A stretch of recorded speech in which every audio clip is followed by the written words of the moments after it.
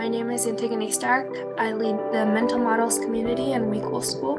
And this is a brief presentation on my upcoming class, Mental Models.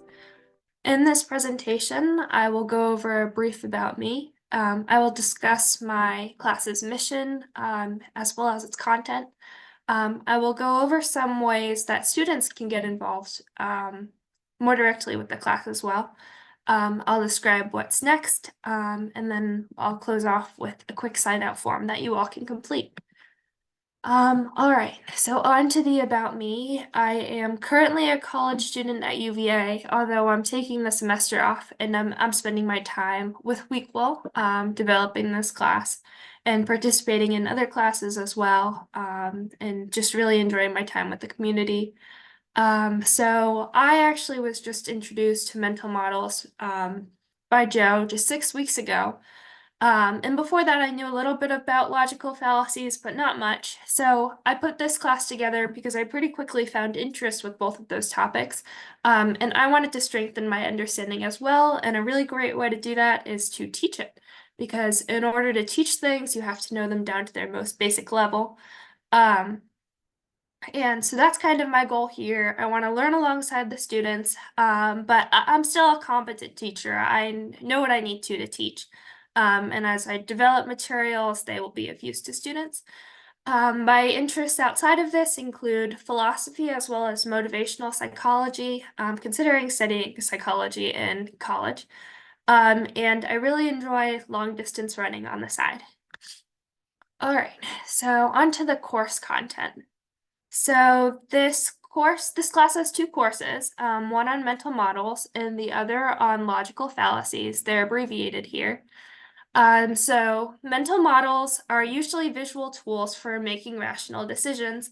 And the way they work is they simplify a complex situation into something that's pretty easy to picture. And the one that you're probably most familiar with is the pros and cons list. So in a complex situation, you see like maybe the good outcomes and the bad outcomes, and then you can kind of weigh them, and it makes this like really difficult situation a lot more simple to process. But there are thousands of other mental models. Some are listed on the left. They include Occam's razor, circle of influence, which is a personal favorite, positive and negative feedback loops, and anti-fragility. And a really cool thing about mental models is they draw from all sorts of different disciplines. So you can see like cost-benefit analysis from econ, or positive feedback loops you can see in biology through like homeostasis. So it's a self-correcting mental model where if something's out of balance, then something comes in and levels it out. And so it's cool that we can just see these concepts that are from all different disciplines, and apply them to real life situations to make more rational decisions in our lives, even if we're not involved in biology or economics. The other course is on logical fallacies.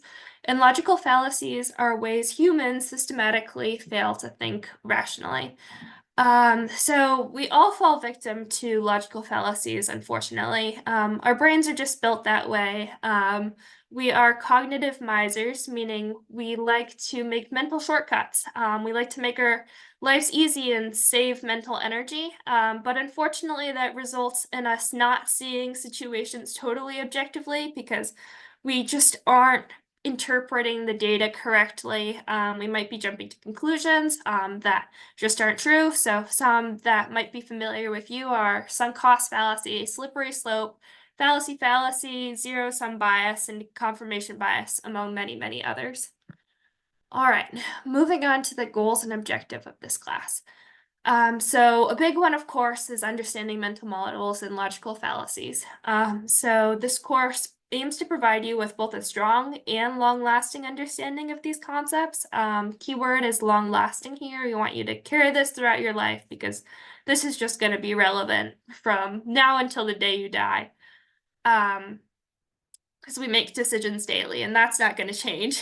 The next objective is applying what you learn in this class to your real life. So per the WEquil mission, this class attempts to teach to problems.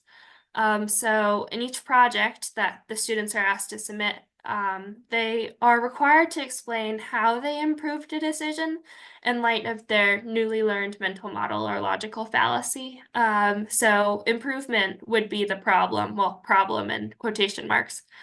But we're not teaching to just skills they can collect here, like these are like very relevant in their lives, and that's what we want the students to get out of this. The final objective is maintaining student agency, and this is a big one in my book. Something that I really resent about public schools, a lot of our assignments are very exact. Like we have rules we have to follow, and like you get good at following them because it's not easy. They're just like very detailed instructions, and you just kind of check the boxes. Here, students have a little more leeway. They only have two things they really have to follow, and that's just they have to demonstrate a clear understanding of what the mental model is or logical fallacy is, and they have to show how they've applied it to their real life. And besides that, they can submit their projects in any format they like. It can be as long or as short as they want. As long as it satisfies these two requirements, they should be good. With a few exceptions, but yeah. Let's see. On to student participation. So, something really special about this class is students actually have the opportunity to become teachers once they've reached a certain proficiency in the class. So once I go back to college, I just won't have the time or bandwidth to manage this class by myself. So I'll rely on students that are both really interested in the course and proficient as well to teach it to future students. And they'll have an opportunity to make a decent cut of the profit, maybe up to 70%. And by teaching students, they will also further enhance their knowledge of mental models and logical fallacies for the reasons I described earlier. The students also have an opportunity to build the class, which is really special. So the projects they write will add to the course content.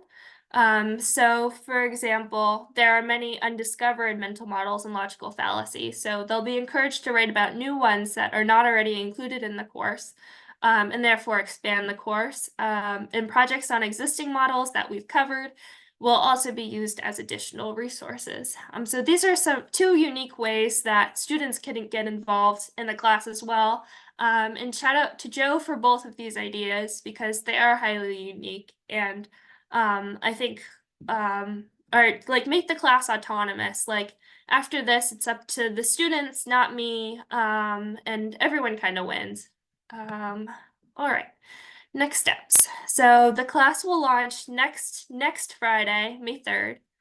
It can be done both asynchronously as all the content is available through the app, or synchronously, because there will be weekly meetings devoted to one new mental model and logical fallacy that I will describe during this weekly meeting. And the times are not yet determined, but you can actually indicate what times work for you in this questionnaire below. And there are a couple other questions, like maybe suggestions you have for the course, as well as whether you'd prefer to take it synchronously or asynchronously, so I can continue developing the course in response to what you say. Thank you so much.